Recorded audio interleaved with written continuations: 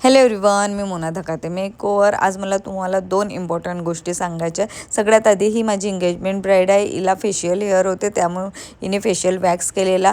तर मला हे सांगायचं आहे की जर तुमच्या फेशियलवर हेअर आहे तर फेशियल वॅक्स नको करा, ते अवॉइड करा। त्यामुळे काय होते ना, तुमची स्किन जर सेन्सिटिव्ह असेल तर ती बर्न होऊ शकते, खूप जास्त गरम असेल वॅक्स तर तुमची स्किन पूर्णपणे जळू शकते। तर त्यामुळे फेशियल वॅक्स अवॉइड करा।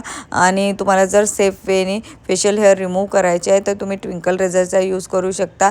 थ्रेडनी पण नको करा, त्याने कधी कधी पॅचेस होऊन जातात स्किनवर आणि ते मेकअप केल्यानंतर पण थ्रेडचे जे पॅचेस असतात ते दिसतात।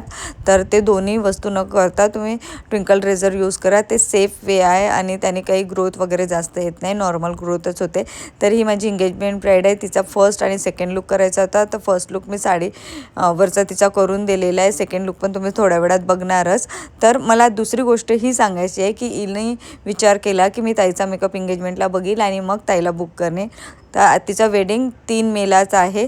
तर तिने मला एंगेजमेंट नंतर कॉल केला, बट मी अवेलेबल नाही आहे। तर तुम्हालाही कधी आमच्याकडे बुकिंग करायची असेल तर एंगेजमेंटच्या मेकअपची वाट नको बघा, लवकरात लवकर तुमची वेडिंग डे आमच्याकडे बुक करा, कारण की आमची डेट्स लवकर सोल्ड आउट होतात।